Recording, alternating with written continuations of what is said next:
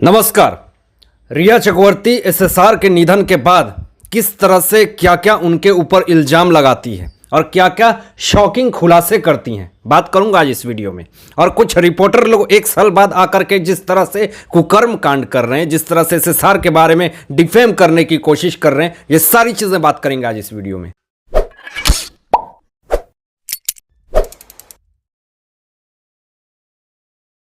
अभी सबसे पहले आपको ये बता दूं कि सुशांत सिंह राजपूत केस में जिस तरह से राजनीतिक हो रही है और इतने दिन से जिस मीडिया ने इस केस को कुछ भी नज़रअंदाज किया, इस बारे में बात नहीं करी, और अचानक कुछ न्यूज़ वाले ये कहते हैं कि हमें एनसीबी का चार्जशीट मिल गया है जिसमें कि रिया चक्रवर्ती ने ये आरोप लगाया कि उनके जीजा को ड्रग्स लेते थे, साथ में खाते थे, मैरिजुआना लेते थे। इस तरह के आरोप और इस तरह की खबरें फैलाई जा रही हैं। मैं आपको बता दूं कि ये न्यूज़ 6 महीना, 7 महीना, 8 महीना पहले मैं खुद कवर कर चुका हूं और इसको ब्रेकिंग न्यूज़ बना करके कुछ फेक न्यूज़ चैनल वाले ये फैला रहे हैं ताकि ये कह सके कि मैं तो ये बोलता था। और इस तरह की चीज़ें जो आज ये ब्रेकिंग न्यूज़ बना करके दिखा रहे, ये कहीं ना कहीं अपने आप में ये है कि एसएसआर की फैमिली को और एसएसआर को बदनाम करने की कोशिश करी जा रही है। कुछ लोग तो ये भी खबर फैला रहे हैं कि पूरे जो भी एसएसआर के लिए आवाज़ उठा रहे हैं, जो अपनी आवाज़ को बुलंद रख रहे हैं, जो 1 साल से इस केस में इन्वेस्टिगेशन कर रहे हैं, सोशल मीडिया पे अपनी आवाज़ को बुलंद रख रहे हैं, इतने सारे लोगों ने आरोप लगा रखे हैं कि ये सब बीजेपी का आदमी है।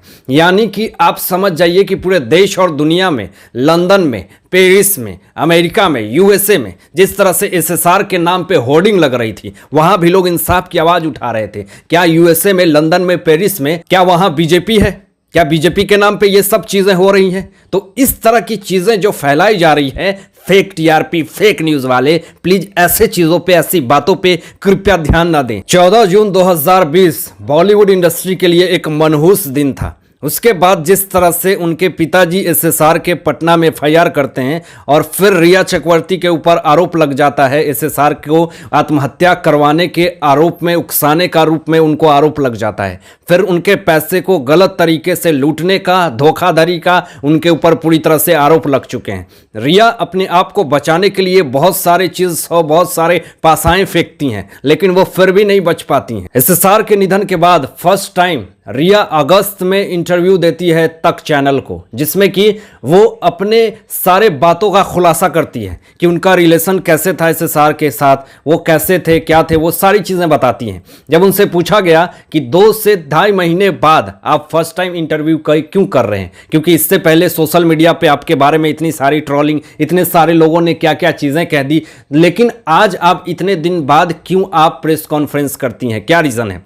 तो इस इंसान ने क्या कहा था कि मुझे एसएसआर सपने में आए थे और उन्होंने कहा था कि सच्चाई को बताओ पूरी दुनिया को कि क्या सच है, क्या झूठ है। अरे आप तो जिस तरह से सारी चीज़ें बता रही हैं और जिस तरह से आप उनके ऊपर एलिगेशन लगा रही हैं, तो ये चीज़ें कैसे एसएसआर कह सकते हैं कि आप सच्चाई की आवाज़ उठाओ, सच्चाई की बात बताओ? ये कहीं ना कहीं अपने आप में खुद एक कॉन्स्पिरेशियल चीज़ लग रहा था। और पूरे इंटरव्यू में जिस तरह से ये सारी चीज़ें उन्होंने कही, वो अपने बातों में खुद फंसती हुई जा रही थी। इंटरव्यू में आगे से पूछा गया और जो बातें पूछी गई उसको सुन करके आपको भी हंसी आएगी कि कैसे ये इंसान कैसे झांसा देती थी। आपको बता दूं कि इंटरव्यू में उनसे पूछा गया था कि फर्स्ट टाइम आप एसएसआर से कब मिलती हैं, तो उन्होंने कहा था कि मेरी पहली मुलाकात यश राज स्टूडियो के जिम में हुई थी। हम दोनों मिले थे, अच्छे से मिले, बातचीत करे और हमारे में पहले मित्रता हुई, लेकिन बात करते करते हम दोनों आपस में कॉफ़ी कैफ़े जाते थे, पीते थे और अपनी ज़िंदगी को लेकर के बातें करते थे। देन उसके बाद हमारी कभी बातचीत नहीं हुई कि हम शादी करेंगे।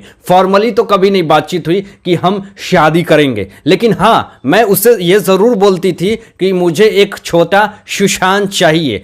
तो आप बताइए कि आप उसे फॉर्मली मना कर रही हैं कि हम शादी नहीं करेंगे कभी भी, लेकिन आप ये भी कह रही हैं कि मैं एक छोटा सुशांत चाहती हूं। तो ये किस तरह की चीज़ें हैं? क्या आप उनको घुमाने की कोशिश कर रही थी? एक्ट्रेस के बात के अनुसार उन्होंने ये भी कहा कि वो बॉलीवुड इंडस्ट्री से काफ़ी परेशान हो गए थे, नाखुश थे, वो बॉलीवुड इंडस्ट्री को छोड़ना चाहते थे। तो उन्होंने कुर्ग यानी कुर्ग जगह पर जा कर के केरला, तमिलनाडु की साइड में ये जगह है, वहां पर जाकर के ये फार्मिंग करना चाहते थे, अपनी जिंदगी को शांति से जीना चाहते थे, खुले मिजाज से जीना चाहते थे और ये भीड़ भड़कम की दुनिया से दूर जाकर के एक अच्छी जिंदगी जीना चाहते थे। वो हालांकि बॉलीवुड इंडस्ट्री से काफी नाखुश थे, वहां की पॉलिटिक्स, वहां की राजनीति से। अब आगे जो बात आप सुनोगे शायद आपकी खून खौल उठेगी। रिया चक्रवर्ती से पूछा गया कि अब आप बताइए कि क्या वो कोई नशा करते थे, तो रिया चक्रवर्ती ने यह बात कही कि मुझे कहने में तो काफ़ी बुरा लग रहा है, मैं कहना नहीं चाहती हूं, लेकिन क्या करूं, मैं अपनी बचाव के लिए ये ज़रूर बोलूंगी। वो मैरिजुआना लेते थे और अपनी फैमिली के साथ लेते थे और अपने जीजा के साथ लेते थे। ये सारी चीज़ें उनके ऊपर आरोप लगाया। अरे शर्म करो, जो इंसान इस दुनिया में नहीं है उसके बारे में गलत अफवाह फैला रहे हो, कहाँ लेकर के जाओगे ऐसे कर्म को? और इस तरह की अभद्रता वाली जो चीज़ें फैला रहे हैं आप, इससे क्या ऊपर जवाब दोगे जा करके? जो इंसान अपने आप को साबित भी नहीं कर सकता कि तुम झूठ बोल रहे, उसके बारे में अनगढ़ बातें कुछ भी कह रहे हैं। कुछ चाय बिस्किट वाले पत्रकार होते हैं जो ऐसे लोगों की बात को सुनते हैं और उसकी बातें रखते हैं इस दुनिया के सामने। रिया चक्रवर्ती ने आगे इंटरव्यू में कहा कि मन तो करता है कि आत्महत्या कर लूं, ऐसे जिंदगी घुट घुट कर जीने से अच्छा है कि कोई आकर के हमें गोली मार दे, क्योंकि हम लोग कहीं भी जाते हैं तो बेइज्जती और कहीं अलग घृणात्मक नजर से लोग हमें देखते हैं। सब्जी लाने हमारे पिताजी जाते हैं तो लोग उनको अलग ही नजर से देखते हैं, लगता है कि जैसे कोई कुकर्म, लगता है जैसे कोई कांड, बहुत बड़ा क्राइम कर दिया हो। मेरा भाई कॉलेज में जाता है तो उसके साथ मजाक, लोग उसकी खिंचाई करते हैं, उसको बुरा भला कहते हैं, ड्रगिस्ट कहते हैं। ये सारी चीजें वो रिया चक्रवर्ती कहती है कि अब मेरी जिंदगी बिल्कुल ही नरक हो चुकी है, अब जीने का मन नहीं करता। इस तरह की चीजें रिया चक्रवर्ती कहती हैं। लेकिन आप एक बात को यह भी सोचिए कि आपने उनके साथ जो किया, उनकी फैमिली के साथ जो किया, जो एसएसआर के साथ किया, वो क्या कम था? उनकी जिंदगी तो आपने पूरी तरह से ऐसा नरक बना के रख दिया कि वो पूरी तरह से आज जिस तरह से जी रहे हैं शायद कोई ना जिए वैसी जिंदगी। तो आप उनकी जिंदगी को भी एक बार फील करके देखिए। तो आप सिर्फ अपना सोच रहे हैं, जो किया है आपने बस आपको वही मिल रहा है। अब रिया ने आगे ये आरोप लगाया कि एसएसआर का अपने पिता के साथ अच्छे संबंध नहीं थे। उसने ये कहा कि 2019 से ही एसएसआर का अपने पिता से बातचीत नहीं होता था। आप ये किस बेसिस पे कह रही हैं? आप तो खुद एसएसआर के फ़ोन नंबर को बदल देती हैं, उनके परिवार को आने नहीं देती हैं। जब उनके ऊपर फ़ोन आता था तो आप रिसीव नहीं करने देती थी, बात नहीं करने देती हैं। तो आप ये कैसे कह सकती हैं उनका परिवार से अच्छा रिलेशन नहीं था, अच्छे संबंध नहीं थे? उन्होंने ये भी आरोप लगाया कि एसएसआर का उनके पिता से बचपन से ही अच्छे संबंध नहीं थे। अरे कोई भी पिता अपने बच्चे को डांटता है, लेकिन वो उसका खून है, इसका मतलब ये नहीं कि संबंध अच्छे नहीं होंगे। जिसका खून है, जिसका बच्चा है, वो उसको तकलीफ होगा, दुख होगा तो उसे आह लगेगी ही, उसको दुख होगा ही। लेकिन दुख था तभी तो 2 महीने से वो एफआईआर के लिए बांद्रा पुलिस स्टेशन में केस दर्ज करवा रहे थे, लेकिन फिर भी केस दर्ज नहीं होता है। उनको तकलीफ था तभी तो वो कह रहे थे कि रिया चक्रवर्ती से दूर रहो, वो अच्छी नहीं है, और इस तरह से वो बोल बोल कर रोने लगते हैं। तो ये प्यार नहीं तो और क्या है? और आप इस तरह की जो आरोप लगा रहे हैं वो सच में एक निंदात्मक है। रिया ने सबसे बड़ा आरोप सुशांत पे ये लगाया कि एसएसआर कोलेस्ट्रोफोबिया से पीड़ित थे। 2013 में ही वो मनोचिकित्सक से मिलते हैं और इसकी उपाय करते हैं। रिया ने आगे ये भी आरोप लगाया कि हम लोग जब यूरोप के ट्रिप पे जाते हैं, जब फ्लाइट में, तो हमें इस बारे में एसएसआर ने बताया था कि मुझे कोलेस्ट्रोफोबिया है और मुझे ऊंचाई से डर लगता है और इसके लिए वो दवाएं भी लेते हैं। जैसे मन तैसे जिस तरह की अभद्रता वाली लांछन जैसे लगाने थे, मुंह उठा के लगा दिए। वो तो फिर यहां पर से अंकिता लोखंडे सामने आती हैं और ये कहती हैं कि जी नहीं, मैं उसके साथ 6 से 7 साल रही हूं, कभी भी उसको कोलेस्ट्रोफोबिया जैसी कोई बीमारी नहीं थी, कभी वो ड्रग्स नहीं लेता था। इस तरह की जो चीजें उस पर लांछन लगाई जा रही है, ये बिल्कुल अमानवीय है और गलत है। और उन्होंने इसका भी खंडन किया कि उनको ऊंचाई से कभी भी डर नहीं लगता था। अगर ऊंचाई से डर लगता तो उन्होंने इंस्टाग्राम पे एक फोटो शेयर किया था और एक वीडियो शेयर करी थी जिसमें कि वो जेट प्लेन को उड़ा रहे होते हैं। आप खुद सोचिए, जिसको ऊंचाई से डर लगेगा, जिसको ऐसा लगेगा कि मैं ऊंचाई पे जाऊंगा तो मैं गिर जाऊंगा या कुछ भी हो जाएगा, उसके लिए वो दवा लेते हैं, तो वो इंसान जेट कैसे चलाएगा? तो इस चीज का अंकिता लोखंडे ने पूरी तरह से खंडन किया था। इस पर से रिया चक्रवर्ती का उसका फिर दूसरे बात कभी कोई बयान नहीं है। अब इंटरव्यू में बात सामने आती है कि आप महेश भट्ट जो कि इतने बड़े खिलाड़ी हैं, बुढ़े हैं, आप उनकी गोद में जाकर के बैठ जाती हैं, तो इस पर आप क्या कहना देना चाहती हैं। तो रिया चक्रवर्ती कहती हैं कि महेश भट्ट भले ही बुढ़े हैं लेकिन वो हमेशा मुझे